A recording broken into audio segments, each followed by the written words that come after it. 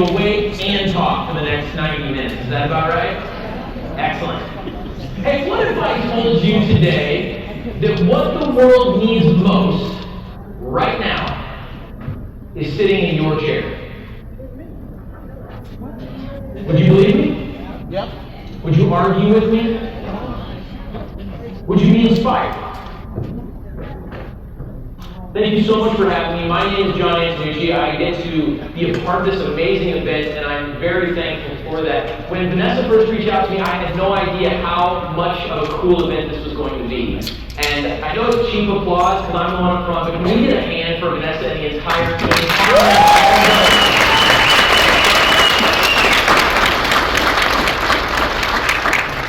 This is fantastic. It's been awesome getting to know some of you today, and I got to sit in on part of some sessions.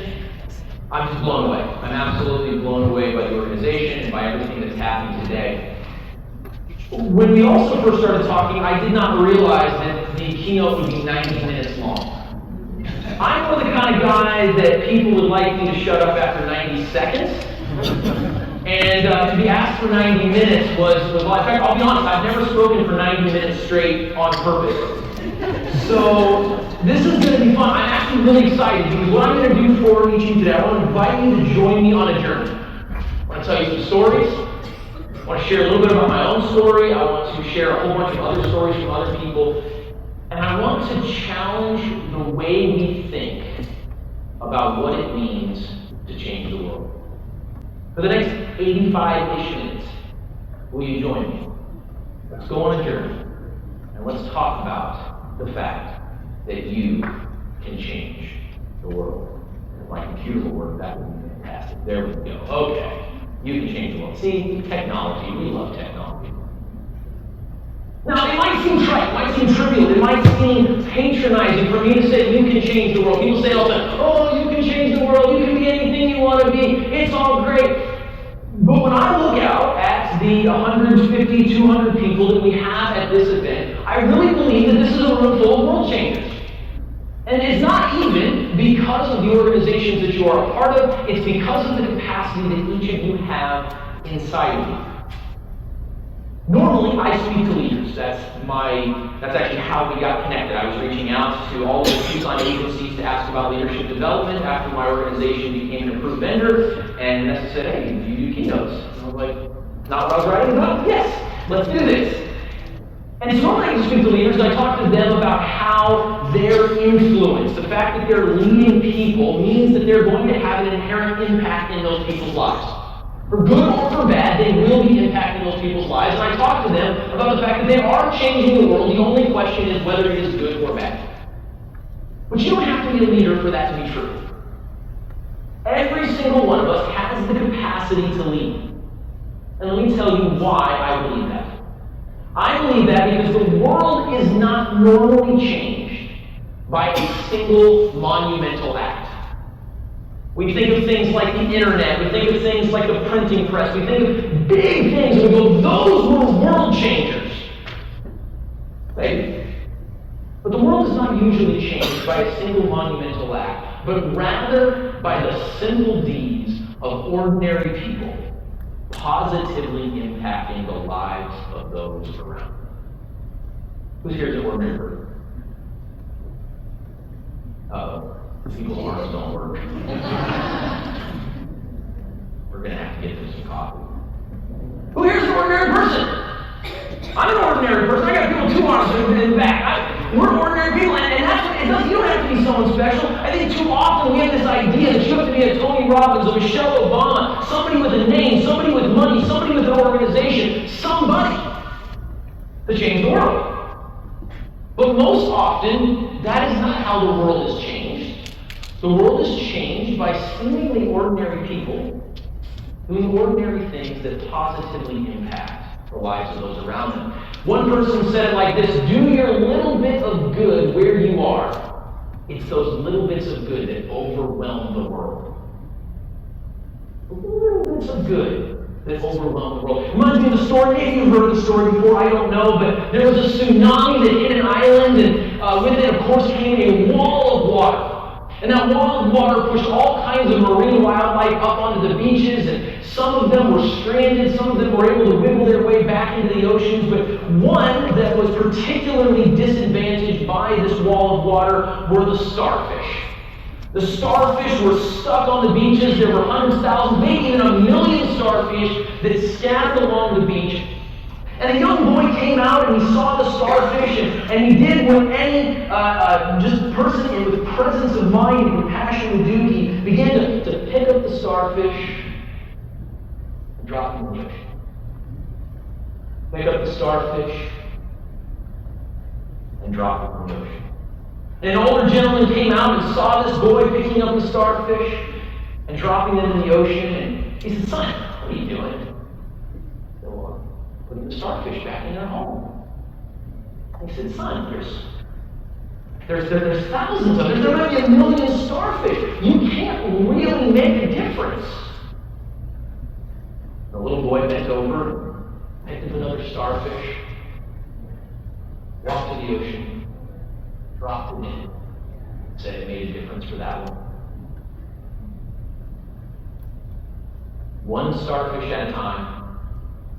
One act of kindness at a time, one person at a time. That is how you change the world.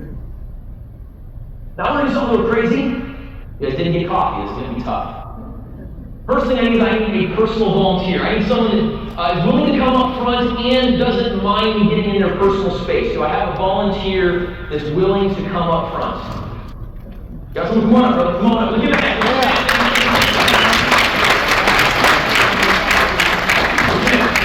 Benjamin, thank you so much. Excellent. Now, I need everybody else to stand up and join on. You don't have to join us, but I do need you to stand up.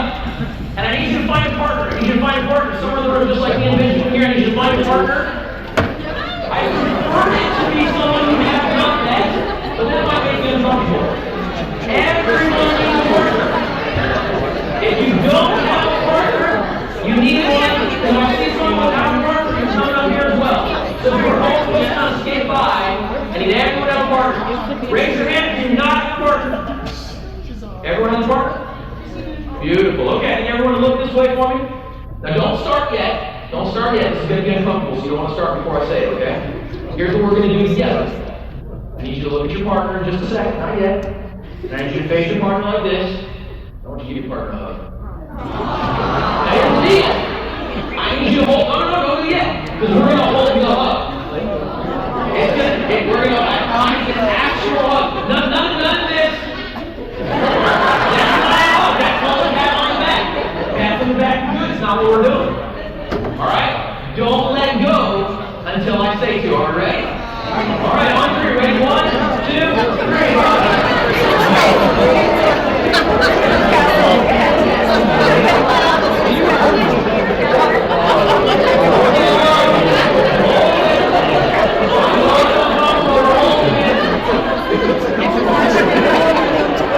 Oh yeah.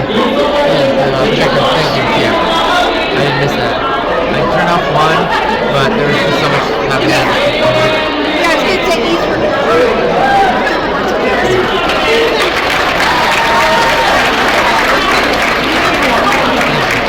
Alrighty, I'm going to take off. Enjoy your day. And I'll see you tomorrow morning. Did you let you know what you do? Not yet. She's also been all over the place. Okay. You have the schedule for tomorrow. Yeah, so.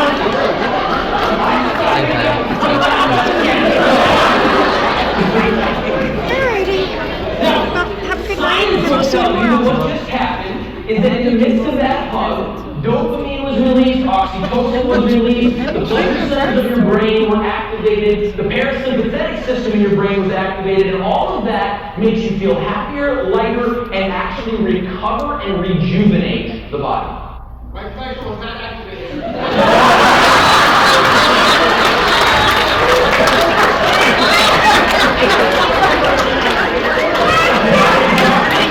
Science says we all know we feel happier right now. You make it happen.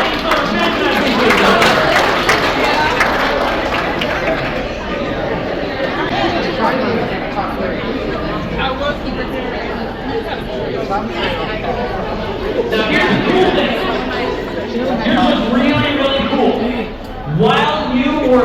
big hug, and while your brain was releasing all those fun chemicals, and while you were being rejuvenated and your system was being helped, guess what else was happening? You were hugging the person, and all that same stuff was happening for them. And here's what science would also say. That the synaptic connections of their brains, having now been infused with that chemical reaction to that hug, will never be the same. 20-second hug, and you just changed a life. Literally, the brain of that individual that you just hugged will never be the same. I'll never forget being fooled around. You might just be talking about this conference for a little bit longer. Not because of me, but because of a hug. And if you don't believe this works, try it out in your home life. Try it out. Next time somebody is being particularly difficult, just embrace them in a meaningful way. It changes the world. Now, this is not a seminar, nor is it a speech on hugging or about all the science behind it.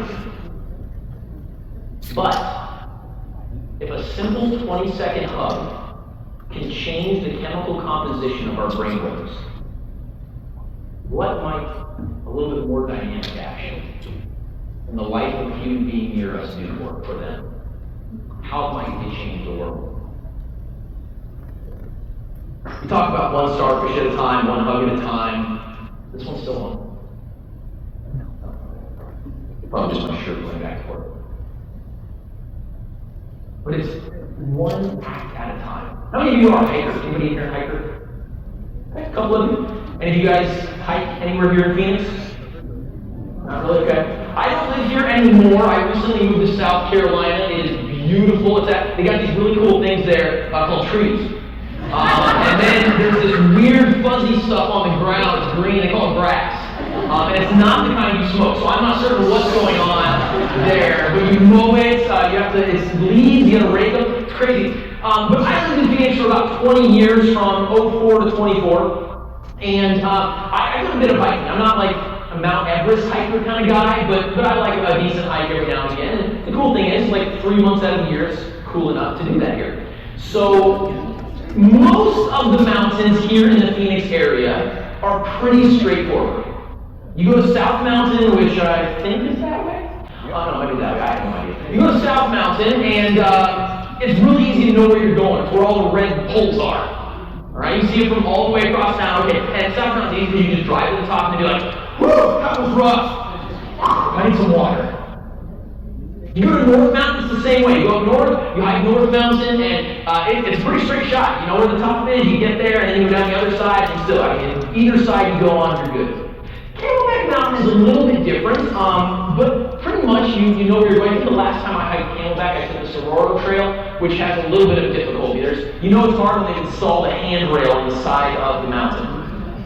But Piestewa Peak, anyone here hike Piestewa Peak? Oh, wow, we have some adventurous people.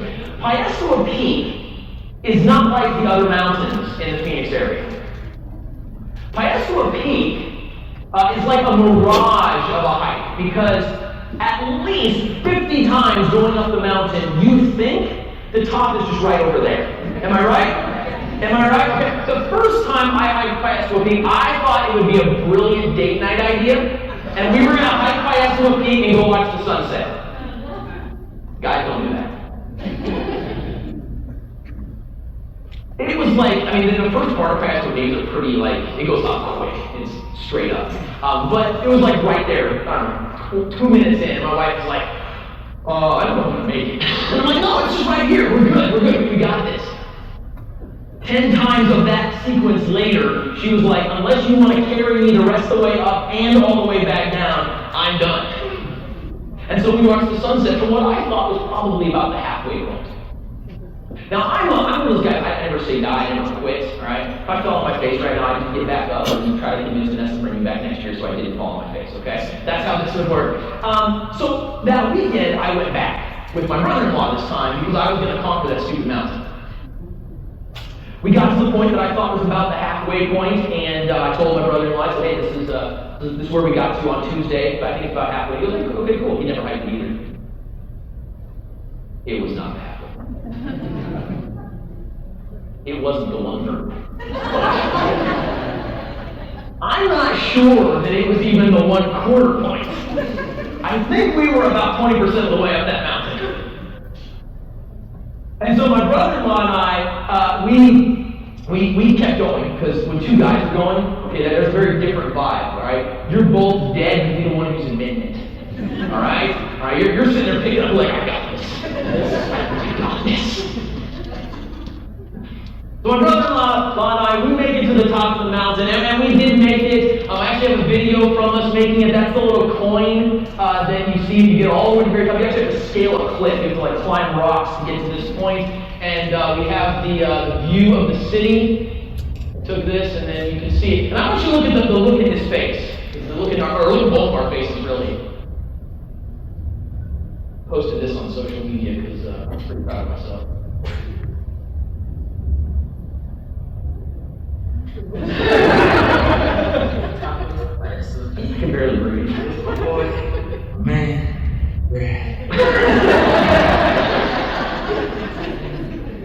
He was so dead. Now here's the thing, how do we make it up? How do we make it up by a good people? Because as much as I would like to believe that I'm Superman and that I can scale tall buildings in a single bound, I can't do that.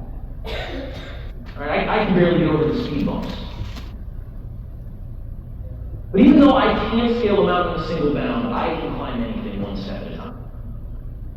And that's how we got to the top of Pasco Peak, and that's how we changed the world. The world is not often changed by a single monumental act, but rather by simple deeds of ordinary people positively impacting the lives of those around them. Hopefully we kind of know this. I mean, even when I first said, if I said what the world needs now is in your seat, few of you were like, yeah, I've been trying to tell my wife that for years. Hopefully we believe it. Hopefully we recognize that we can all pick up a starfish. We can all take one step. We can all impact one person. We can all create that ripple effect. But I tend to believe that words are power. And since I believe words are power, I want us to get in the habit of saying that we can change the world. So on 3, I'm going to ask us all to say, I can change the world. Ready? 1, 2, 3. I can change the world. Let's try again. I can change the world. Very too bad. I'll give you a countdown again. 1, 2, 3. I can change the world. I don't think you believe it. We got to do that one again. I don't even have another clicker yet. I need another button at this point. Now let's do this. Let's do this. We'll make it easy for just a second. Not only do we need to say it to ourselves, I want us to affirm each other. So do me a favor, look at the person to the right, look at the person to the left, and tell them you can change the world. Do that one for me, please.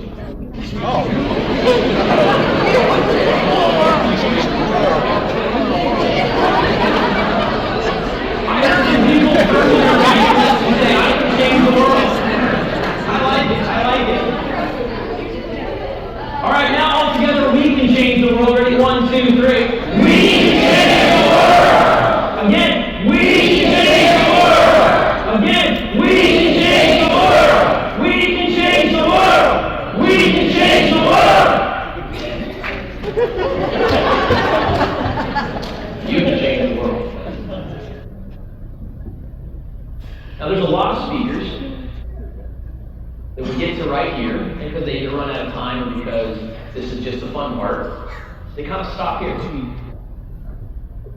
It's rah-rah.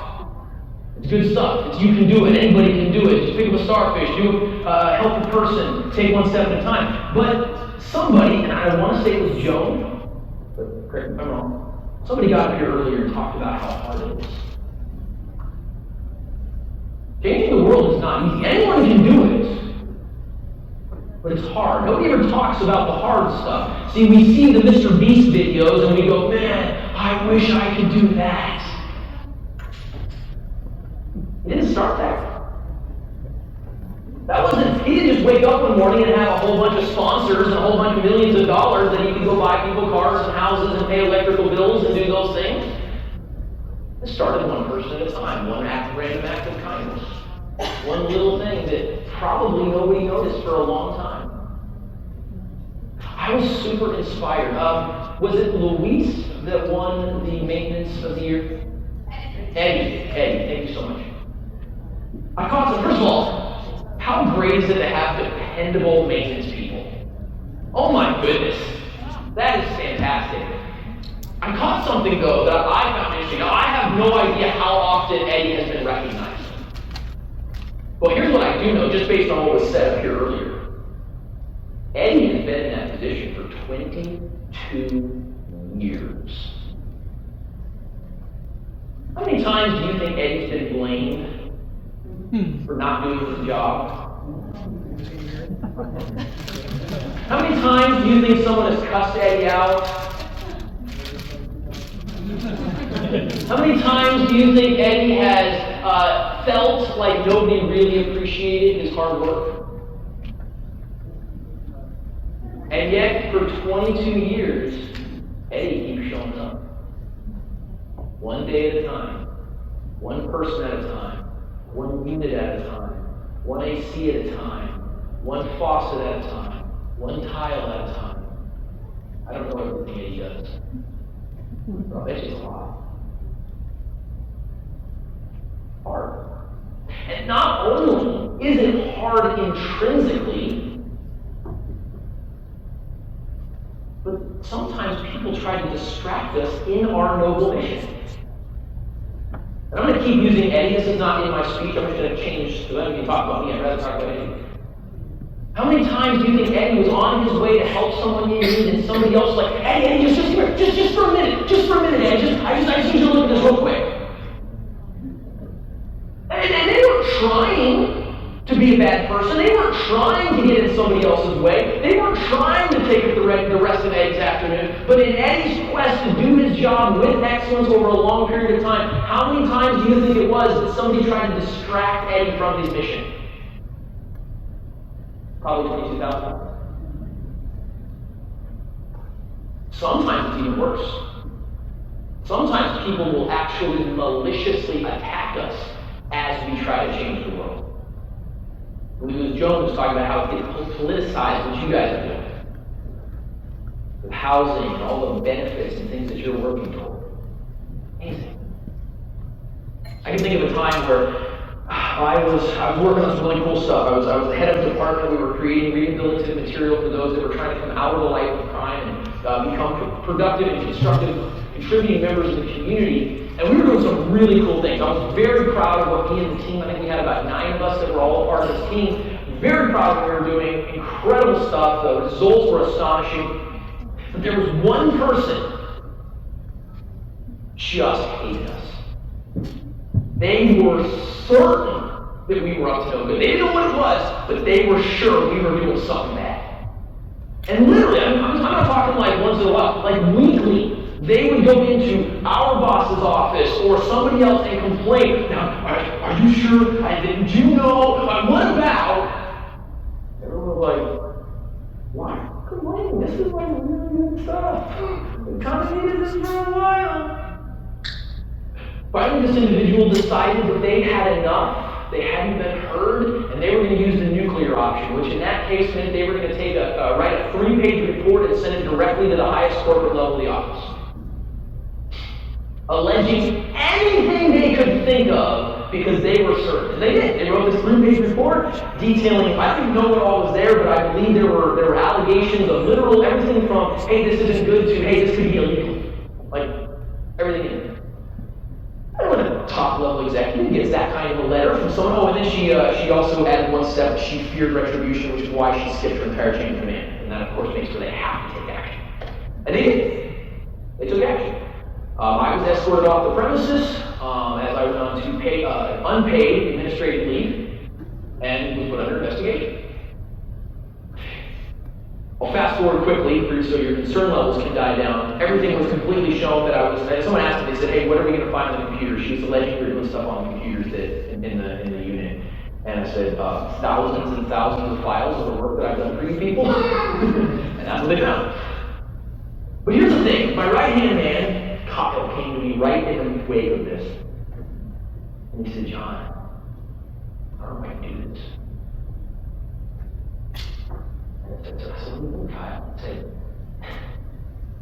they can do this to you. You don't do anything wrong. You served. All you do is pour out into people. If they can do this to you, we don't stand a chance. And I said, Kyle, I understand why you say that. I think you have to ask yourself why you're here. If you're here because you want people to believe that you changed your life, they might not always believe that. If you're here because you want to be popular, for 22 years for Eddie, I'm probably going to get popular trying to do the right thing always. You're here because you want to make lots of money. How many of you guys are rich from working? No? Oh. That's a promise to me wealth beyond my wildest dreams. I don't know. I said, sometimes, Kyle, when you're serving, you have to be okay with absolutely nothing else but the ability to put your head on the pillow at night and know you did your best. No one else might believe that. Again, how many times has Eddie been blamed? How many times has he been cussed out? How many times has he been told that he's making someone's life miserable, that he's not doing the right thing? I don't know the answer, but I bet it's a lot, because I know how maintenance people are usually treated. Changing the world is hard. Sometimes people will try to distract you. Sometimes people will actively come against you. Sometimes people just don't want to be helped. Any you guys experience that? You want so badly to help them, and they just won't take it. I was talking to my mother. I flew into town yesterday, took my parents out to breakfast. They were telling me about a couple in their church. This couple has been without air conditioning in Arizona for the last 2 weeks. After I stopped dying, I was like, they know they have legal rights. Like, the landlord can't do that. They have to put them in a hotel. That's considered cruel and unusual in the state of Arizona. She goes, I know. They won't do anything. They call the home warranty people. The home warranty people are kind of jerking them around a little bit, and they won't. And they've encouraged them, hey, go to a hotel. And go sit at McDonald's and buy a drink and sit in the AC all. They won't do it. I said, well, I can't force anybody. You can't make them accept the help. You can't force them to, and I'm sure we've had that. I'm sure each and every one of you has had somebody in your life that all you wanted was good things for them. But you can't want it more than they do. It makes it hard. Breaks your heart. All you want is help. Either they're not interested in help, or they're not interested in the kind of help that's available. It makes it really tough.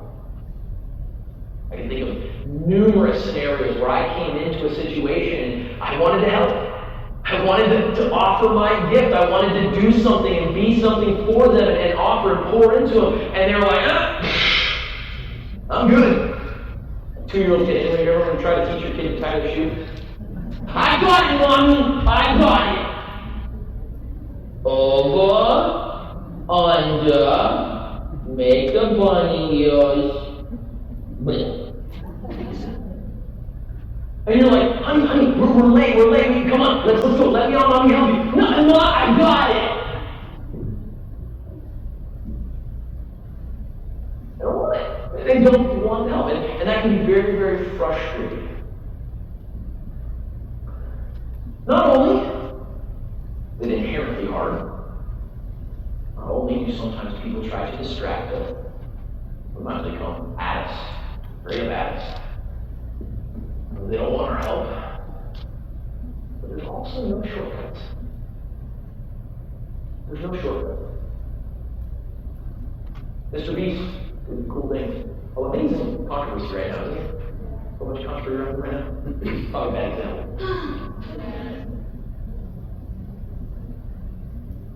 Pick the person that you admire for what they've done.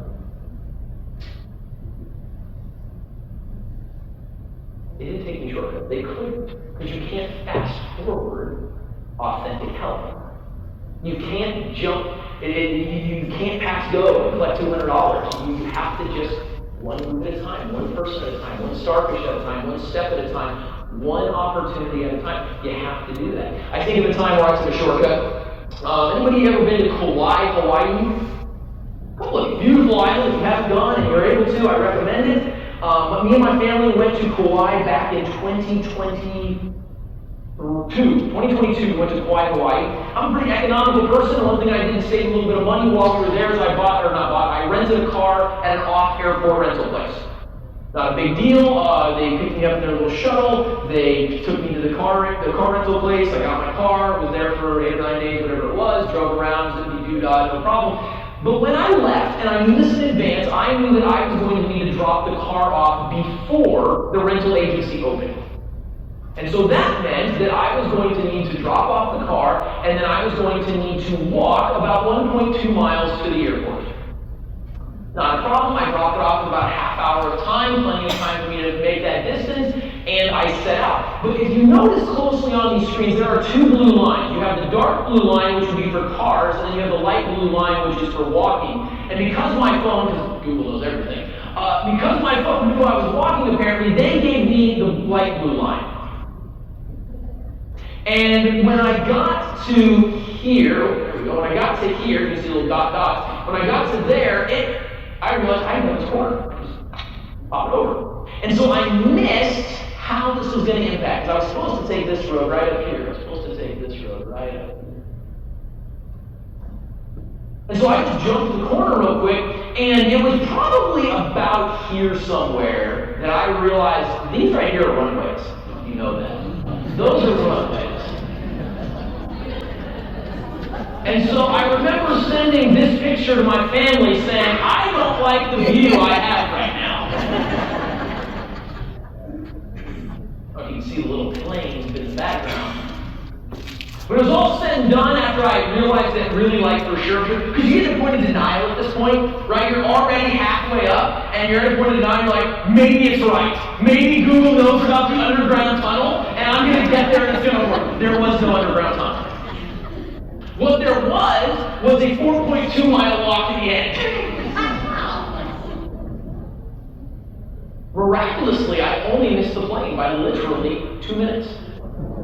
I was running, my backpack on, cars driving by, I'm like, why can't you pick me up? Right?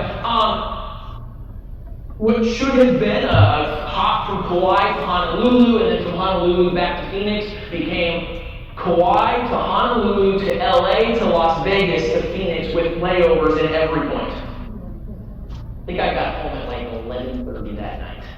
Remember, I left before the car rental place opened. There's some context there.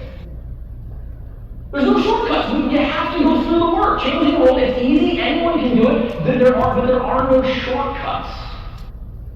We have to actually do it. We have to come. And some of you sat in or taught sessions today that were designed to illustrate, hey, here's all the compliance things you've got to think about, and here's all of the rules that you have to think about there, and here's all the new policies, and here's all how the old policies now conflict with the new policies, and here's all of the and it's hard work.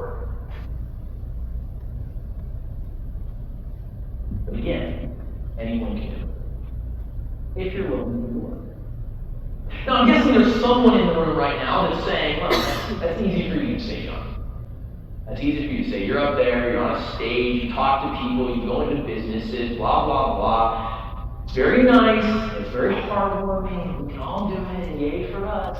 But you don't understand. My boss doesn't listen to me. You don't understand. I don't have any extra money. You don't understand. I don't have the position. I don't have the title. I don't have the influence. I don't have the prestige. I don't have whatever it is.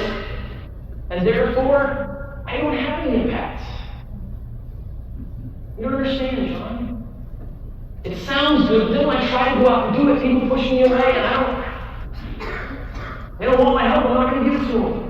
Last time I tried to help somebody, they stole from me. Last time they tried to help somebody, they did this. Last time I tried to help, I got in trouble. You don't understand, John.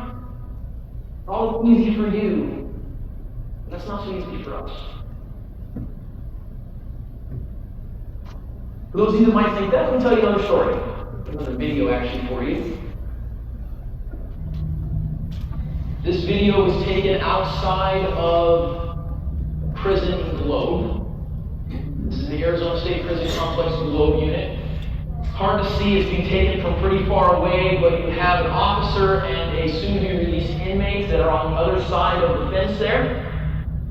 If you listen closely, you can hear them call it in, and the gate starts to open. And the inmate begins to walk out. I apologize for the graininess of this. This video was taken quite a distance away, and I think through a car window. The inmate that's pulling his cart out with his belongings is just getting out of prison after 12 years of incarceration in the Arizona State Department of Corrections. He made a really poor choice when he was 19. He self-describes that choice as the stupidest decision of his life. And that choice sent him to prison for 14 years officially, 2 of which he spent under community supervision still under jurisdiction, but outside of prison. This is after 12 years of not breathing free air, and he's wearing, as you can see, the very attractive prison blues that you get released in the state of Arizona. For those of you who haven't already figured out where this story is going, that inmate is me.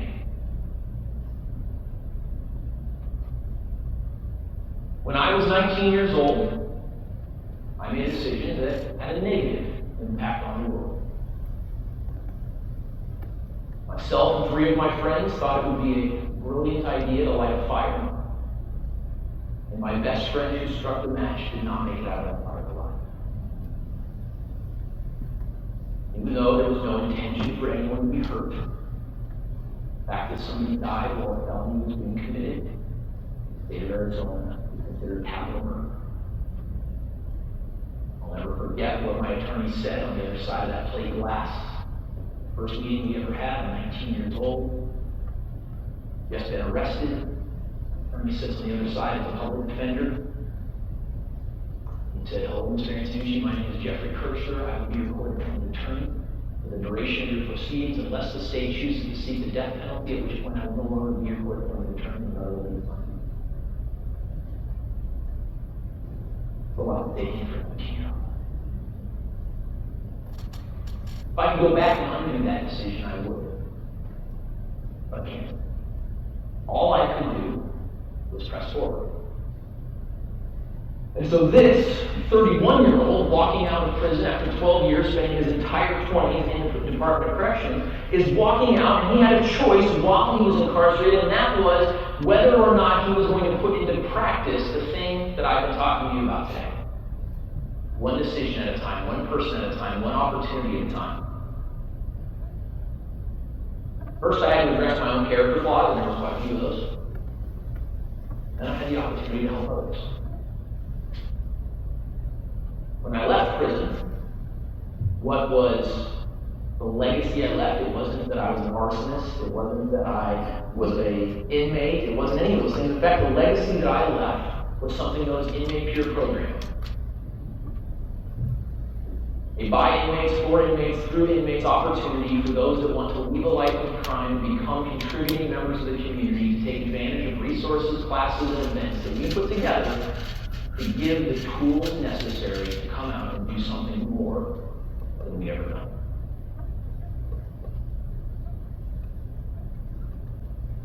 I left prison.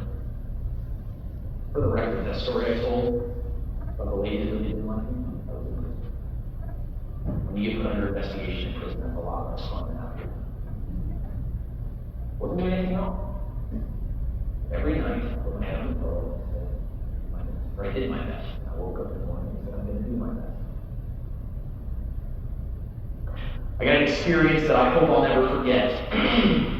About 2 months ago. The Arizona Small Business Association has a program called the GO program. The GO program of the Arizona Small Business Association is designed to help inmates who have gotten out of prison and want to start their own business, to give them the tools and resources that they need so that they're able to kind of basically do what they've been doing except legitimately, all right? It's a really cool program. 2 To my knowledge, I am the only mentor in that program that both has a criminal background and is a mentor to the men coming out and starting businesses. Everybody else, the mentees are all business owners, the mentors are all business owners, the mentees are all former inmates. To my knowledge, I'm the only one that's both. They started a new cohort 2 or 3 months ago, and I was assigned my new mentee. His name was George. We're getting to know each other. I shared a little bit about my story in our first session. But it was during our second session, he stops me in the middle of a sentence and he goes, "Wait! You're John?" "Yeah." "John Antonucci?" I mean, I told you that in the first call, but yeah. "Dude, I've been hearing about you for years!" I wish I could articulate how humbled I was now. What I found out later is that he also had changed his ways and had been very involved and influential in programs. And at several units he was on, people would say, "Man, you're just like this guy John that used to do this. You would love to meet him." And being the small world that it is, he ends up as my mentee in the GO program. And he's doing really, really well. I tell you this because I don't know your story. I don't know what you've gone through. I don't know what you're going through. I have no idea. But what I do know is that if a guy that ruined his life at 19, if a guy with a label of felon, if a guy I mean, man, there was some really bad press coverage. I was not well liked after this. And a lot of it was my own stupid fault because I lied my tail off and tried to get out of the consequences of my decisions. And so when you lie and lie and lie, the media can basically say whatever they want about you. Not what you say. My life was ruined. I'm not supposed to have an impact. There are people, maybe not here, but there are people in this world, maybe there's someone in this room that genuinely believes now that I should not be on the stage and that I should be doing something significantly less impactful. And yet, I didn't get here because I'm something special. It's because one day at a time, little things by an ordinary person like me. Those opportunities are everywhere. I almost missed one today. I had to run to Walmart real quick in between sessions this afternoon. And as I was walking out of Walmart, there was a little old lady struggling to get her wheelchair. They're not even a big ramp, they're just up to the Walmart door. And I walked right by her. Oh, someone should help her. Yeah, John, someone should help her. And so I turned my numbskull around and said, "Hey, man, did I push you somewhere?" "Yes, thank you. Can I just get to the door?" Absolutely. There's opportunities all around. I have no idea how much that helped her. What I do know is that it's an opportunity, and we all have those opportunities. Holding a door for someone, being a listening ear. We're going to talk about some tangible ways in a minute. But I don't care what's in your past. I don't care what's in your present. What I know is that in the future, you can change the world. Many of you are already doing it. Do it more and more. Yes, I believe that each of us can change the world, and I believe that it's done by positively impacting one person at a time. But again, I think we could stop here. It'd be very uncomfortable for the staff that doesn't have the refreshments ready yet. But there's a question. How? Sure, we can change the world, but how? How are we going to do that? What are some tangible ways? It's easy to give these kind of high-level type things, but what are some things that we can do? So before we go to dinner or the refreshments, I want to give you some actionable things that we can all do, that every one of us can do to change the world. The first one is love people. I sat down at the table this morning with a group of delightful people. It did cost me. One of them charged me a business card to sit down. You know who you are. Delightful people, and the same person, who was also very insightful, said, what's one tidbit? What's something you can give us right now? This is what I gave. I said, love people. That's the foundation for all of this. Again, if you're in this for the money, you're in this for the prestige, you're in this for anything else, you're going to burn out. You're going to burn out really, really fast. A genuine love for people. And I'm not talking about some weird type, I'm talking about just genuinely caring about them. Genuinely wanting the best for them. Genuinely seeing them as individuals worthy of dignity. Having a genuine care. Mother Teresa, great example of love, said, spread love everywhere you go. Let no one ever come to you without leaving happier. I wouldn't recommend making random strangers hug you on as an orientation. Probably not the best way to do that. But just ask yourself, why am I doing this? Is it just a job? Or do I really care about people? This is the foundation. And I'm telling you right now, I would love to see many more people join. I want to see you guys step up. And I know that they're always looking for people to take a more dynamic role at NAHRO. But if you've got reasons other than a genuine love for people, I'm guessing you're probably not the best person for that. Somebody disagreed. Loving people is the foundation of changing the world. And in fact, I think when I first started my speech, I have a pause in there, I do it on purpose, where I say, what if I said that what the world needs most right now is, and I pause, and at least one, if not multiple people said, love.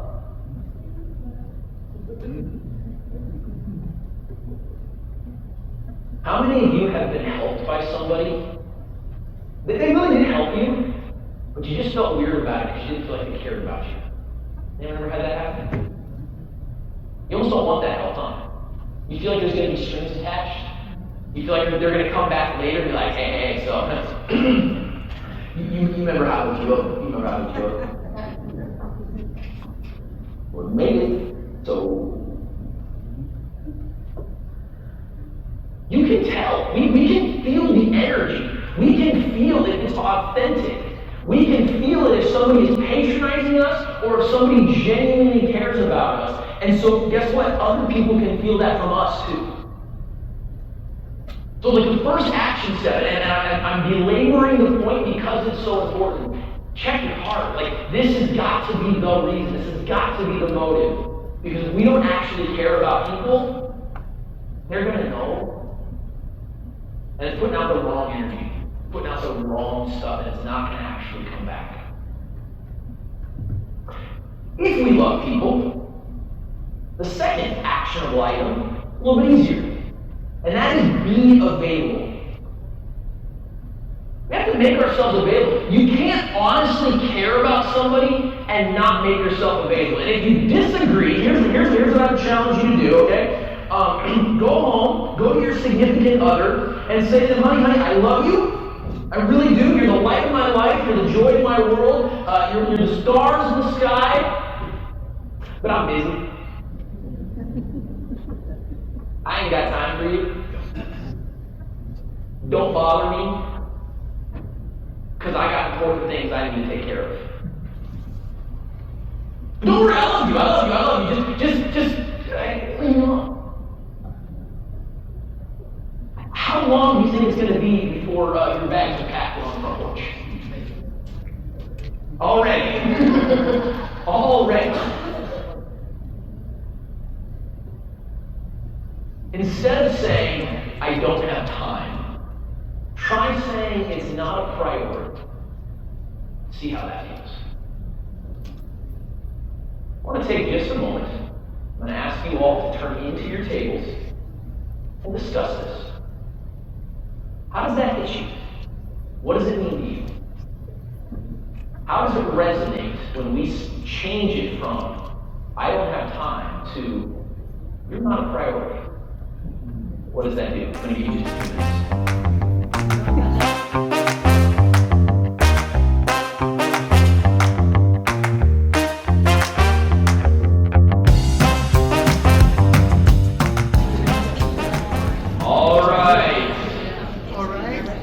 Bring it back up front. I've got the lovely Carmen who's got the mic. Which table would like to tell us what you said, what you discussed? We got all night. Anybody, which table would like to share? All right, we got some perfect. Excellent. Thank you so much.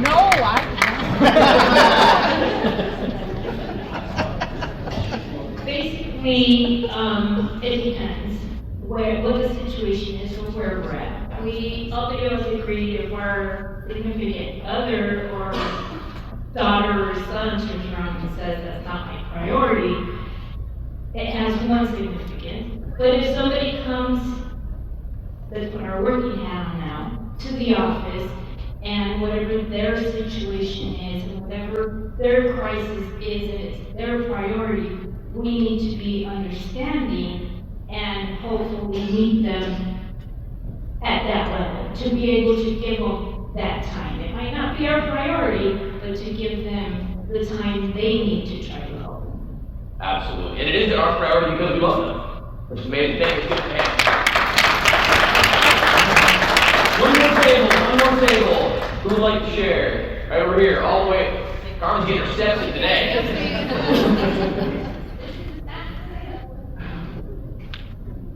Thank you for sharing that. That was very insightful.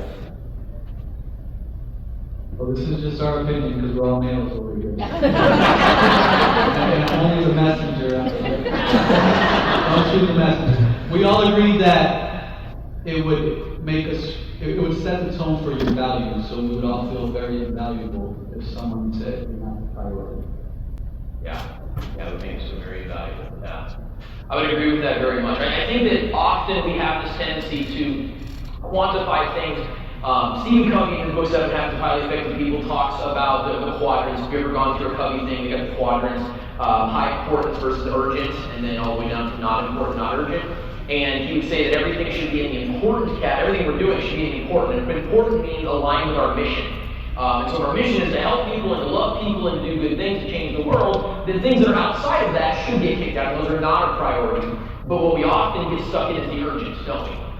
And so the urgent outweighs what's important. And so when we change it to not I don't have time, which focuses on the urgent, and categorize it as it's not a priority, it forces us to define what are our priorities. And if our priorities are aligned with the foundational principle of love, it's a lot easier to figure out what does need to be done. Where should my attention be? But it does also require intentionality in order for us to be available. I think of a director of an organization who really wanted to be available. She would say that. How many of you guys have a boss that says, my door's open anytime? How many of you does that have that boss and their door's never open? It happens, and it's usually unintentional. That's what happens with this director. She would say, my door's always open, come talk to me, whatever, but she knows that's never what happened. I mean, things would get to crisis level before anyone would be like, so, you remember how Timmy's arm used to bend like this? It doesn't bend like that anymore. And she would get frustrated. Why are people not coming to me when things are happening? And finally, she was sitting with somebody who was leading the organization. She was doing the exit interview. She was listening to this young lady's kind of list of concern.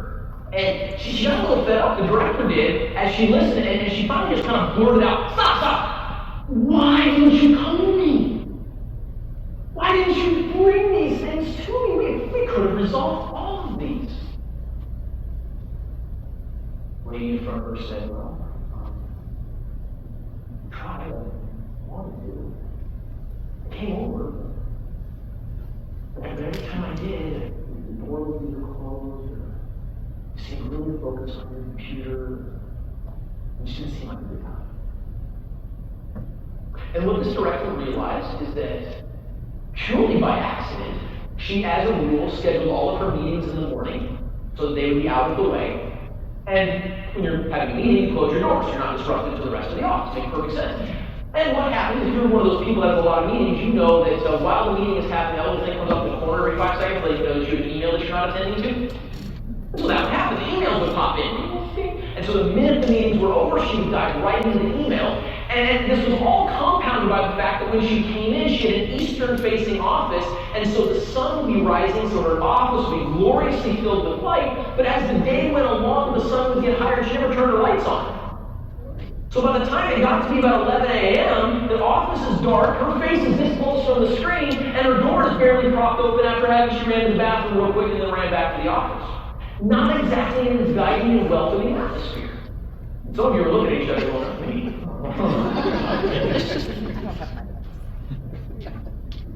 And so this particular director that I had a chance to work with, it was actually fairly simple. They just had to be intentional. They created a space for open hours. Every week there was nothing. They literally would sit there. It was nothing.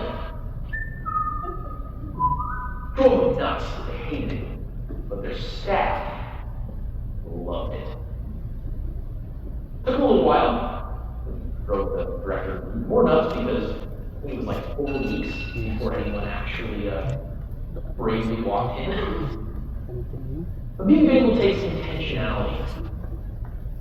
Now, this is good. Being available is good. Loving people is good. Let me ask a quick question.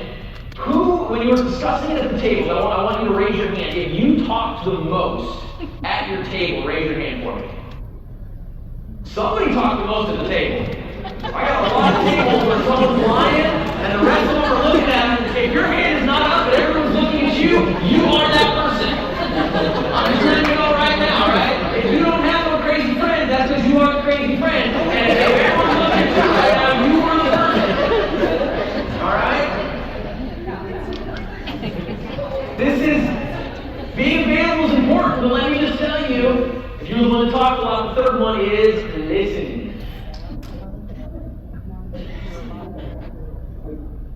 If we love them, we're not just going to sit in front of them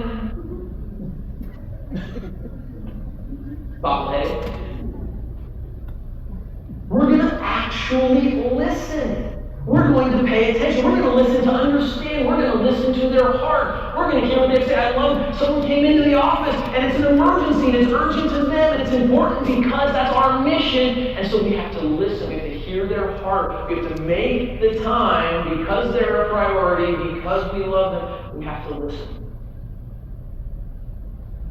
Did you know that 90 seconds of you listening to someone will probably be more impactful to changing the world than this 90 minutes of my speaking? Listening is powerful. Ray Bennett says that sometimes all a person wants is an empathetic ear. All he or she needs is to talk it out. Just offering a listening ear and an understanding heart that his or her suffering can be a huge comfort. I've heard a lot about vulnerable people.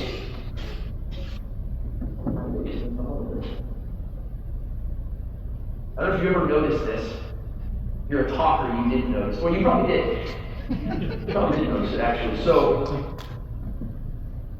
the people that walk away from conversations feeling like it was a great conversation are always the ones that did all the talking. So if you're like me, and you're the talker, get a muzzle, and let them have a great conversation. When I sat down to breakfast, I did so well first. One-word answers, drawing out, then they asked me a question I was passionate about.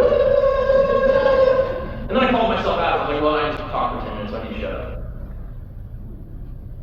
Listening is so powerful, and it absolutely can change the world, because somebody will walk away from that conversation, and all you did was sympathize, empathize, be there for them, give them a listening ear, give them a proverbial or literal shoulder to cry on, and they walk away going, oh my gosh, I feel so much better. Thank you. You are so helpful. And you're like, why do you sit here? Meanwhile, those of us that are talkers are like, I'm trying so hard, they just don't get it. It reminds me of the optometrist. The optometrists who wore glasses themselves, optometrist, eye doctor, they wore glasses themselves, and they worked super well. And so what they would do is every time someone would come into their office and say, my eyes, they'd be like, oh, here, try my glasses. They work amazingly. You're like, no, it's blurry, it doesn't work. Oh, hang on, let me straighten a little bit. Yeah, oh, there, is that better? Yeah, look, isn't that amazing? They helped me so much. Obviously, that's a ridiculous story. No real optometrist did that. But how often do we do that metaphorically, where we're trying to offer someone our solutions and thinking that's the end of the world? We never take time to say 1 or 2, 1 or 2, 2 or 3, 2 or 3, 1 or 3. We don't listen to them. We don't understand them. We don't get to know their heart. We don't understand their situation. We're so busy trying to prescribe our solution that we're not actually making an impact. We feel like it, but we're a hamster on a treadmill, just spinning our wheels trying to offer something that doesn't meet their pressing needs because we haven't taken time to get to know their pressing needs. And so we tell them, I love you, and I'm available for you, and I'm here for you, and they go, great, but every time I come to you, you're useless. Now, sometimes we got to tell people something. Don't get me wrong. I get it. Sometimes people need to hear a little bit of hard truth. Okay, that is a very real reality. But in general, listening is so important. And then in that space, we love them with all of our heart. We want what's best for them. We've made ourselves available. We're listening, and then we seek to find them the yes. We find a way to make their dreams come true. We validate them. We empower them. They share their heart, and we affirm them in their place, and we let them know that they, as a human being, have dignity and have value, and their ideas are good. And if they're struggling in an area, or if there's something that's not great about what they're proposing, we explain that to them in a way that affirms their inherent dignity and finds the yes to meet their goals, even if the way they wanted to do it maybe lacks some of the wisdom that we have. To say yes to life is not only meaningful under all circumstances, because life is in itself, but it's also possible under all circumstances.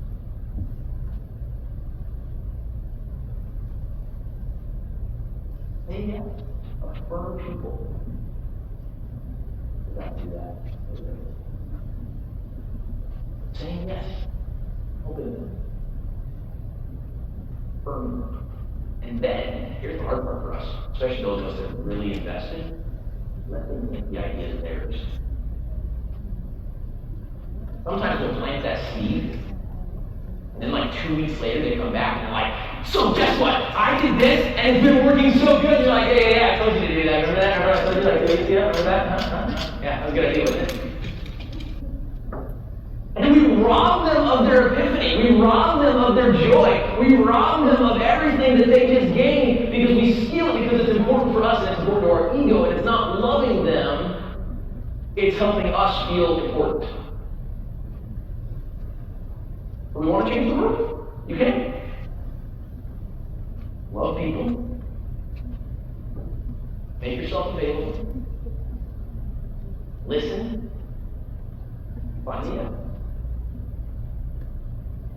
These are not the only 4 things that will work, but they'll make an impact. I promise you, they will make an impact. There's a lot more. The company that I do, we have 36 leadership disciplines to change the world. There's a lot that we can talk about. These 4 apply to everybody. You a CEO? Love your people. Make yourself available. Listen. Find yes. You a frontline manager? Your people. Make yourself available. Listen. Find yes. You a parent? Do the right one. No, I'm joking. Your people. Make yourself available. Listen. And find the yes. Doesn't matter your role. If you want to change the world, if you want to impact one person at a time, you want to help the starfish, you want to do that kind deed, you want to do that ordinary thing, positive impact, have a love in your heart, be available when you see a need. A lady pushing her wheelchair, don't be so focused on getting back to the conference that you don't have the 30 seconds to push her up the ramp. Listen. What if I just walked over, hey, you need a ride? Great, I push her out in the parking lot. And then she yelled at me, she was so ungrateful. Took time out of my day to push her. Listen, and then find yes. I let her tell you want the door? Perfect, absolutely. Let's get you to that door. This hill is hard, isn't it? Yeah. My arms aren't as strong as they used to be, she said. Get you up the hill. Let's get you where you need to be. Let's land this plane. You can change the world. You don't have to have a fancy title. You don't have to have a big office. You don't have to have a lot of money. But money helps. You do a lot for money. had the privilege of meeting somebody. How many of you guys are staying in this hotel? All right, about a quarter. If you're staying in this hotel, I would like to invite you to make time, make a priority, of meeting the lady that makes the breakfast in the morning at the Sheridan Club on the third floor. Her name is Holly. I got to know Holly a little bit this morning. Holly was homeless at one time in her life. She's no longer homeless. She has a passion for this. She had no idea this conference was even happening. She has opened up her home in the past to people that were on hard times. And her and her husband are currently looking at purchasing a 12-unit complex of some sort, specifically dedicated, at least in part, to Section 8. One person at a time. They've helped for years. She's now in a position where she can extend that hand that she once had. We talked a little bit. She's got a passion for giving a hand up as opposed to a hand out. We talked about some, I think it was a couple sessions. We talked about how me and Holly talked about boundaries and how you try to get that help to the people that need it the most. You have a chance to get to know her. Ask her some questions. She's walked the walk. Anyone can. Formerly homeless Holly can do it. Formerly felon John can do it. Currently each and every one. What part? We have to be willing to put in the work. Have to be willing to resist the temptation to give up when things go sideways. When people treat us nasty. When people don't want our help. And when that shortcut that we thought was going to do so much good turns into a 4.2-mile walk.